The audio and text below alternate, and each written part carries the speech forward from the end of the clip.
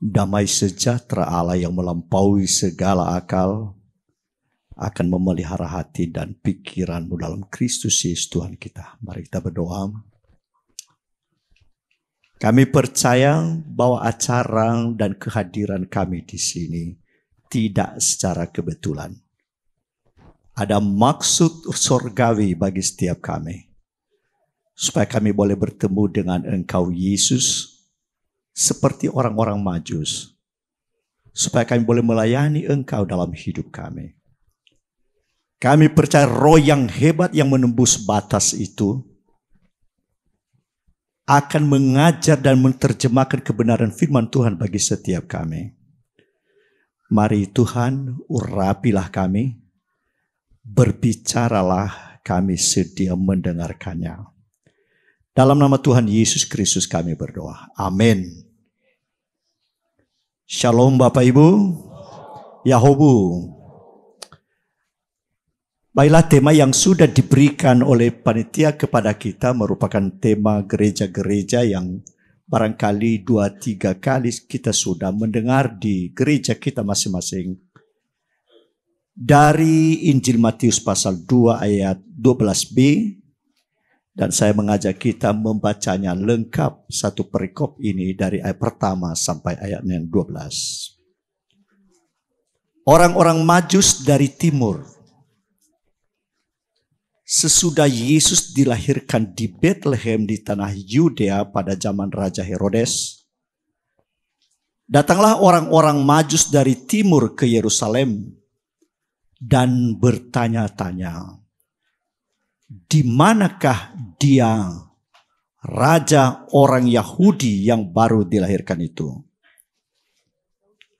Kami telah melihat bintangnya di timur, dan kami datang untuk menyembah dia. Ketika Raja Herodes mendengar hal itu, terkejutlah ia beserta seluruh Yerusalem. Maka dikumpulkannya semua imam kepala dan ahli Taurat bangsa Yahudi, lalu dimintanya keterangan dari mereka, di mana Mesias akan dilahirkan. Mereka berkata kepadanya, di Bethlehem di tanah Yudea, karena demikianlah ada tertulis dalam kitab Nabi. Dan engkau Bethlehem tanah Yehuda, engkau sekali-kali bukanlah yang terkecil di antara mereka yang memerintah Yehuda. Karena daripadamulah akan bangkit seorang pemimpin yang akan menggembalakan umatku Israel. Lalu dengan diam-diam Herodes memanggil orang-orang Majus itu dan dengan teliti bertanya kepada mereka, bila mana bintang itu nampak. Kemudian ia menyuruh mereka ke Bethlehem, katanya, pergi dan selidikilah dengan seksama hal-hal mengenai anak itu. Dan segera sesudah kamu menemukan dia, kabarkanlah kepadaku supaya aku pun datang menyembah dia.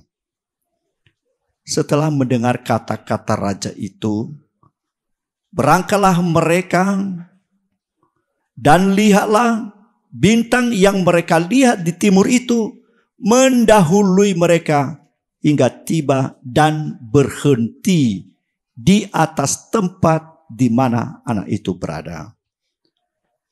Ketika mereka melihat bintang itu, sangat bersukacitalah mereka. Maka masuklah mereka ke dalam rumah itu dan melihat anak itu bersama Maria ibunya. Lalu sujud menyembah dia. Mereka pun membuka tempat harta bendanya dan mempersembahkan persembahan kepadanya, yaitu emas, kemenyan, dan mur. Dan karena diperingatkan dalam mimpi, supaya jangan kembali kepada Herodes, maka pulanglah mereka ke negerinya melalui jalan lain. Sejauh demikian pembacaan firman Tuhan. Yahobu, Shalom. Selamat hari Natal dan selamat memasuki tahun baru, khususnya bagi keluarga Aras Sinodal dan bagi kita semua yang hadir saat sore hari ini. Saya kira kita sebagai anak bangsa juga, kita harus turut bergembira atas tahun baru Imlek yang dirayakan oleh saudara-saudara kita. Gong sifat cai. Hana bahu tengah tobali Cina itana nusune. Gong sifat cai. Terima kasih. Kita sebagai anak bangsa, kita tetap bersaudara dan kata Eporus kita bersahabat dengan siapapun. Bagi kita semua, saya yakin Natal bukan sesuatu yang baru. Karena rata-rata kita semua telah terlibat di perayaannya maupun di ibadahnya. Bahkan kita terlibat menjadi pemain utamanya. Kita berkhotbah. Kita menjadi panitia inti seperti Pak Lase hari ini. Kita mungkin pemimpin paduan suara terlibat di dalamnya. Dan banyak peran-peran lain selama bulan Desember dan Januari ini. Saya sangat percaya Natal bukan sesuatu yang baru bagi kita. Begitu juga tahun baru Bapak Ibu, yang ditandai dengan pergantian kalender, pergantian tahun, bahkan ada kembang api di sana sini, dan berbagai acara syukuran dilaksanakan di rumah, di lingkungan, termasuk di Aras Sinodal pada hari ini. Sebagaimana yang kita lakukan. Saya percaya ini bukan secara kebetulan. Saya percaya semuanya itu dilaksanakan tidak sebagai rutinitas keagamaan. Tetapi karena sebuah pengalaman bersama Yesus. Bersama Dia yang mengasihi kita, yang menarik kita dari kebinasaan, dari alam maut sendiri. Dia tarik dengan pengorbanan Yesus Kristus. Itu betapa pentingnya misi itu, sehingga yang kita baca tadi oleh penginjil Matius memulai tulisannya dengan silsilah Yesus di pasal 1 ayat pertama. Kita baca silsilah Yesus dari sini sampai ke sini. Mulai dari Abraham, nenek moyang Israel. Dan di bagian terakhir dari silsilah itu dikatakan begini. Mulai dari pembuangan di Babel sampai Kristus 14 keturunan. Bapak Ibu yang dikasihi oleh Tuhan, mengapa sampai di situ? Saya hubung-hubungkan juga bagaimana orang Yahudi sendiri menyadari ada Mesias yang akan datang. Tapi mereka mengabaikan sedemikian sampai Yesus yang lahir di tengah-tengah mereka. Tak ada seorang pun yang tahu menahu bahwa Yesus yang sudah dinubuatkan berabad-abad lamanya, tidak ada yang mengetahuinya. Sesungguhnya ini bukan hanya orang Yahudi sebagai penulis Matius yang ditujukan kepada orang Yahudi. Tapi ketika kita membaca juga Injil Yohanes, oleh Yohanes sendiri menyatakan bahwa logos itu, firman itu, kalam itu telah menjadi manusia dan diam di antara kita. Kita telah melihat kemuliaannya. Bapak Ibu yang dikasihi oleh Tuhan, yang mau mengatakan bahwa Yesus itu yang sudah lahir, logos itu yang mungkin berusia 30 tahun. Karena setelah dibaptis oleh Yohanes Pembaptis, telah ada di tengah-tengah kita. Kalau ia sudah ada di tengah-tengah kita, firman yang telah menjadi manusia itu, mesti setiap kita dapat melihat dan menyaksikan kemuliaannya. Amin. Penting bagi kita Bapak Ibu. Kalau benar Yesus sudah lahir di hidup kita, di gereja kita, di pekerjaan kita, di kantor sinode, adakah kita menyaksikan kemuliaan Yesus itu sendiri yang menyelamatkan setiap kita? Mulai dari bagian pertama, ayat pertama tadi. Para ahli perbintangan yang diistilahkan orang Majus atau Magoi itu kemungkinan besar di daerah timur itu mereka belajar tentang orang-orang Yahudi yang pernah dibuang di Babel. Barangkali itu maksud Matius sehingga ditulis mulai dari masa pembuangan sampai lahir Kristus. Di Babel atau negeri Persia itu, mereka sudah pernah mendengar pasti karena 70 tahun kan mereka ada di Babel. Mereka bisa menyaksikan bagaimana Sadrak, Mesak dan Abednego. Mereka pasti sudah mendengar Daniel yang dibuang di gua singa itu. Bagaimana Allah Yahweh itu sendiri menolong, menyelamatkan. Sampai Raja Darius memberi perintah pada Daniel pasal 6 ayat 27-28. Bersama ini memberi perintah bahwa di seluruh kerajaan yang kukuasai, orang harus takut dan getar kepada Allahnya Daniel, Allah Yahweh.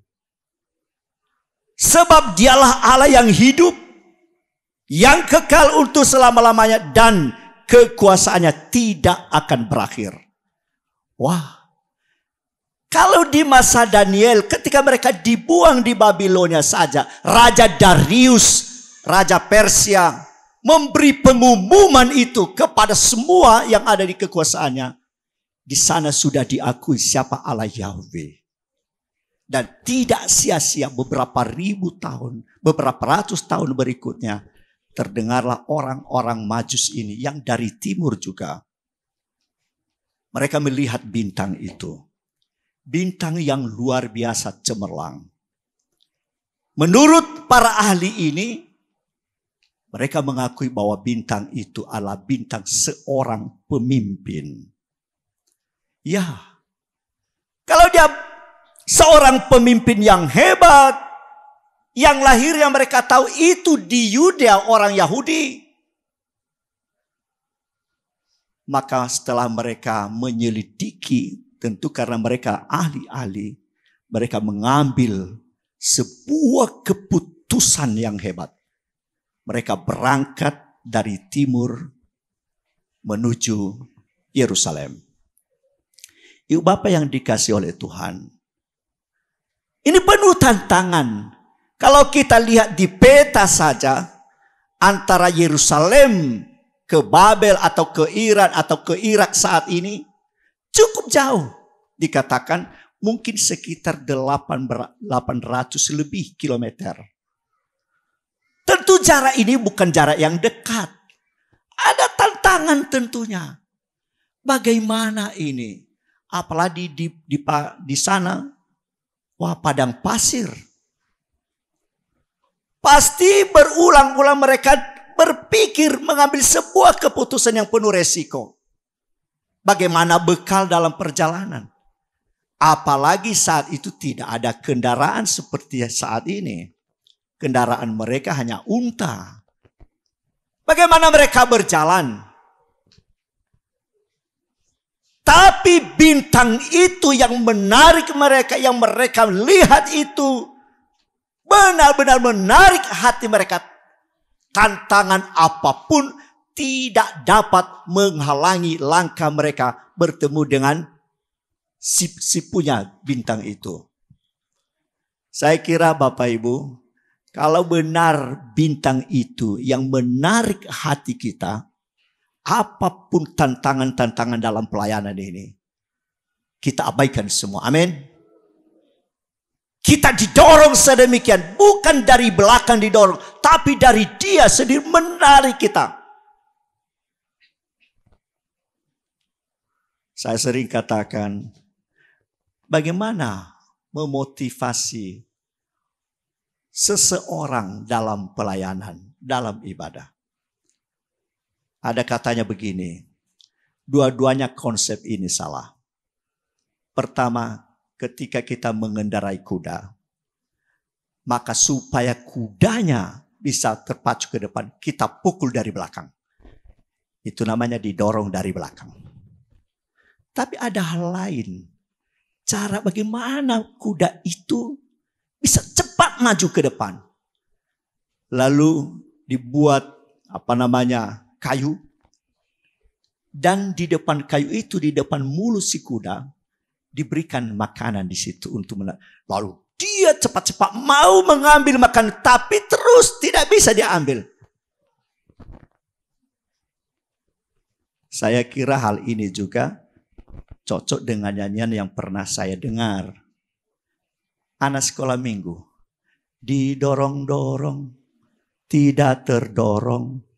Ditarik-tarik, tidak. Amiilah salah. Didorong-dorong, tidak terdorong. Ditarik-tarik, tidak tertarik. Saya kira dalam pelayanan kita banyak yang seperti itu. Jangan heran. Ya, Bapak Ibu yang dikasihi oleh Tuhan, ada sesuatu yang menggerakkan di hati kita. Dia, Roh Kudus sendiri yang bisa menggerakkan kita. Tidak didorong dan tidak ditarik oleh siapa-siapa. Tapi dikobarkan dari dalam oleh Roh Kudus. Amin. Bapak Ibu yang dikasihi oleh Tuhan, mereka datang ke Yerusalem.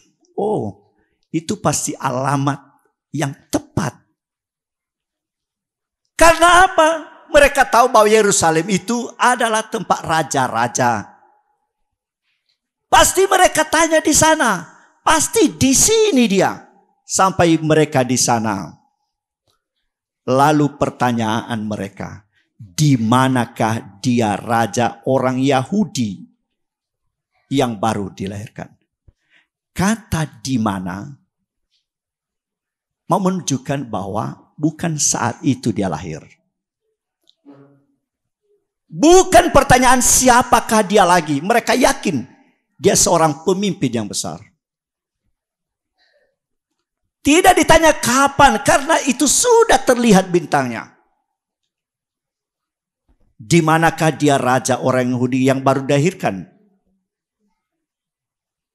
Jelas sekali.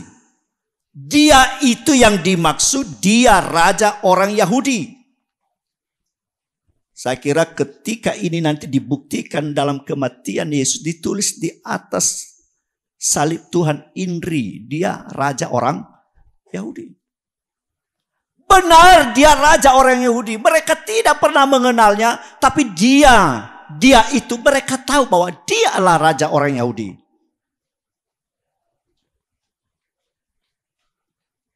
Mereka meyakini bahwa yang lahir itu seorang raja yang besar. Maka tujuan mereka, karena mereka tahu dia yang luar biasa itu, bukan bersilaturahmi dengan raja yang baru lahir. Bukan.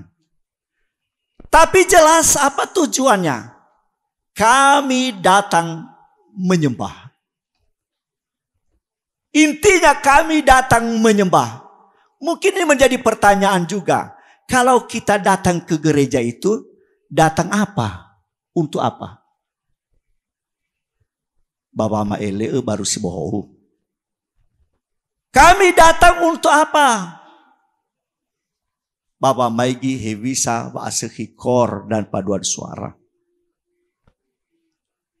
Mungkin juga ada pertanyaan, oh kangen sudah lama gak ketemu. Mungkin nanti pada saat Natal ketemu dengan mereka-mereka ini. Apakah pertanyaan pelayan kita selalu terhubung dengan kata menyembah Tuhan? Pelayanan apapun itu kalau tidak pada menyembah kepada Tuhan, itu hanya pelayanan secara dunia saja. Mungkin itu rutinitas. Sekali lagi hati kita lah yang terikat ketika kita menyembah kepada Tuhan. Tidak terikat dengan siapa atau apapun. Amin. Kita cari dulu, saya melayani karena apa? Apakah karena saya menyembah Tuhan? Atau karena sesuatu hal? Ada kawan-kawan yang tidak melayani. Karena dia tahu itu tidak bagus jalannya di sana. Udah rusak-rusak. Setengah tahun setelah itu, rupanya di aspal goreng lah jalan itu. Baru dia bilang, ya nyesal aku. Ya nggak dapat lah. Biarpun aspal apapun yang dibuat di sana, kalau karena jalannya itu tidak cocok. Hanya ketika kita datang menyembah Tuhan, baik dalam melayani maupun dalam pekerjaan kita sehari-hari. Bapak Ibu, ketika Raja Herodes mendengar hal itu, kata-kata ini asisisiaitawa, terkejutlah ia beserta seluruh Yerusalem. Asisisiaitarongo dah. Apalagi nasozi mate tiba-tiba. Eso ayah. Fafa wowo gai meke. Kagetlah. Wah. Memang kepada mereka yang tidak dikatakan selalu seperti itu. Kalau ada pekerjaan Tuhan, karya Tuhan, selalu berkata, terkejutlah. Tapi orang Majus tidak terkejut. Karena betul-betul mereka menghayati bagaimana itu dari timur. Bapak Ibu yang dikasihi oleh Tuhan. Herodes juga yang adalah Raja Agung pada Herodes Agung pada saat itu, yang sudah diangkat oleh pemerintahan Romawi untuk memerintah daerah Yudea. Yang mengumpulkan orang-orang. Caranya itu juga adalah cara yang hebat. Bukan orang yang salah, tapi orang yang tepat. Siapa yang tahu tentang sejarah Israel, tentang kitab suci orang Israel? Ia tahu mereka adalah pasti orang-orang ahli-ahli Taurat, imam-imam kepala. Dan itulah yang dikumpulkan Bapak Ibu. Dikumpulkan pada saat itu orang-orang yang kompeten. Orang-orang yang setiap hari mengutak-atik kitab suci. Dan mereka menjawab singkatnya di Bethlehem. Sesuai dengan nubuat kitab Mikha dan nabi-nabi yang lain. Bapak Ibu yang dikasihi oleh Tuhan. Ketika kita juga dalam pelayanan kita pasti ada kekurangan di sana sini. Apakah kita bertanya kepada orang yang berkompeten?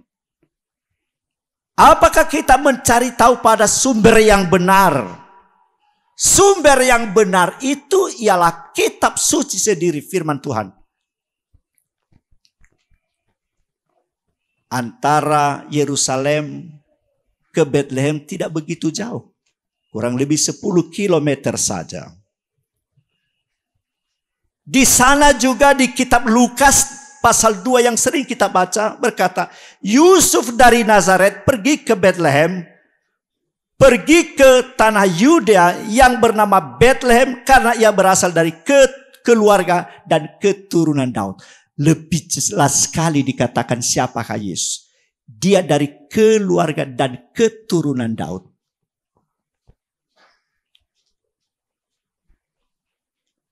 Ibu bapak yang dikasihi oleh Tuhan, setelah jelas ini, persoalan tidak selesai di hati Herodes. Saya kira kalau tidak pada tempatnya itu justru membuat kita lebih gelisah lagi. Kegelisahan dan kecurigaan Herodes semakin membara. Membaranya itu, tapi pintar sekali, liciknya luar biasa. Dengan diam-diam, ia memanggil orang Majus dengan teliti, bertanya kepada mereka, bila mana bintang itu nampak. Bahasa niasnya, diam-diam, ibini ufai gibada oroma dewokannya situ.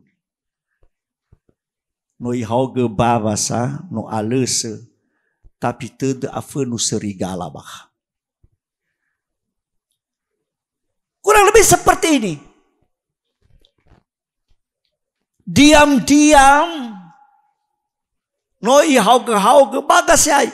Bahkan dia katakan, aku juga datang menyembahnya. Wah, hanya zile omasi dah balik. Meya ke Yesus. Tapi no tuma tau gafe khasabah dedenya. Ya kasih ke visalala. Mau singkirkan anak itu. Karena dia sudah dikatakan raja orang Yahudi.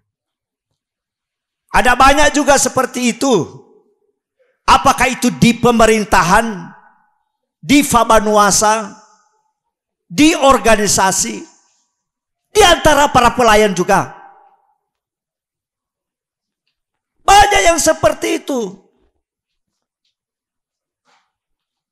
Nolah hog-hog. Tapi no ifa oli-oli pada dunia hadi yani launia aifada. Semoga tidak ada di tempat ini. Wah, luar biasa. Tanpa saya katakan amin sudah dijawab amin.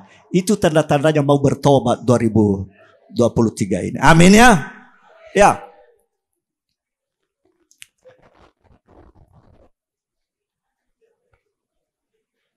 Bapak Ibu yang dikasih oleh Tuhan, sederhana saja, tidak ada beban bagi orang-orang Majus.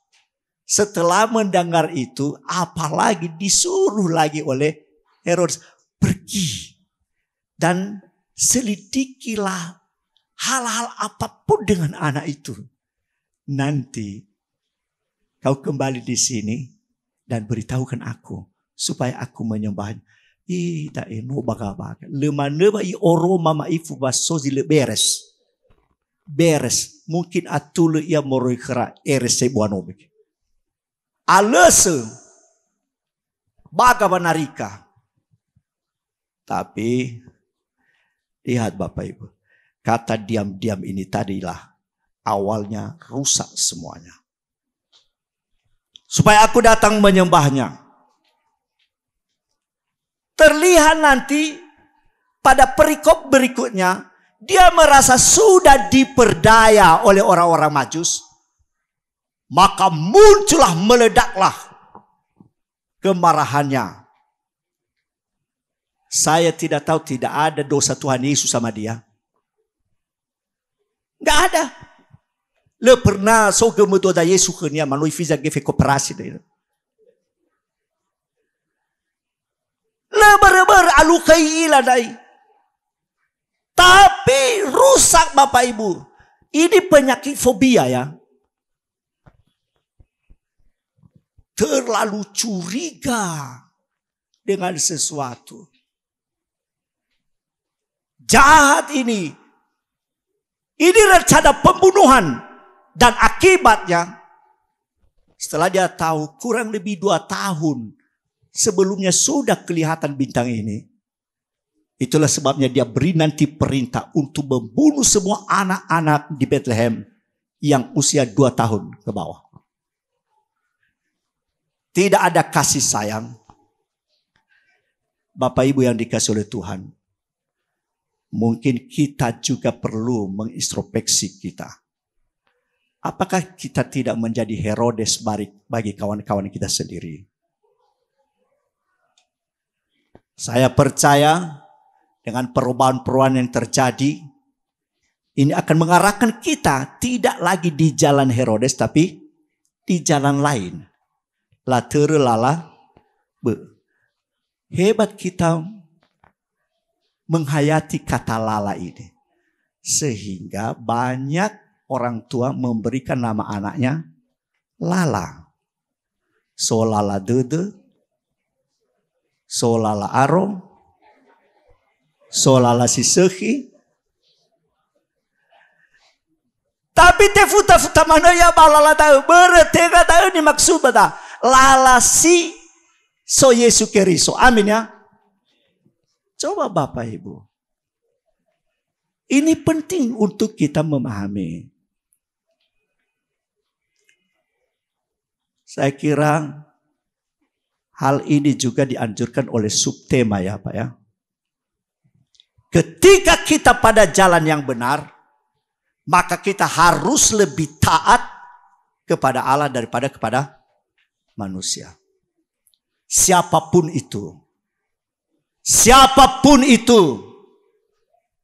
Kita harus lebih taat kepada Allah daripada kepada siapapun di dunia ini.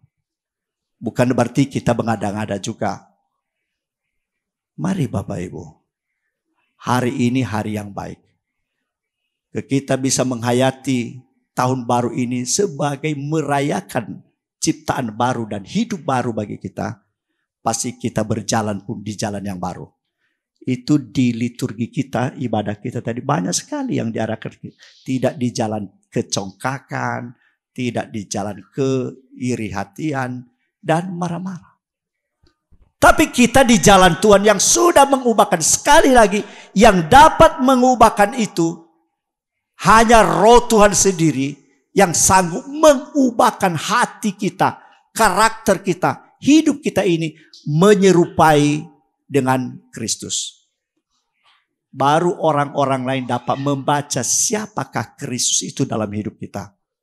Orang bisa melihat Kristus lewat kehidupan kita sehari-hari. Boleh orang mendengar Kristus dari kata-kata kita. Mari Bapak Ibu. Semoga tahun 2023 ini tidak lagi di jalan Herodes. Tapi dalam kehidupan, di jalan kehidupan. Titik baliknya ketika kita bertemu dengan Yesus. Maka berubahlah menjadi jalan Tuhan yang kita lalui. Saya percaya juga ketika kita sungguh-sungguh mengalami perjumpaan dengan Kristus hari ini. Maka akan berubah arah hidup kita dan hidup kita sendiri. Tuhan memberkati.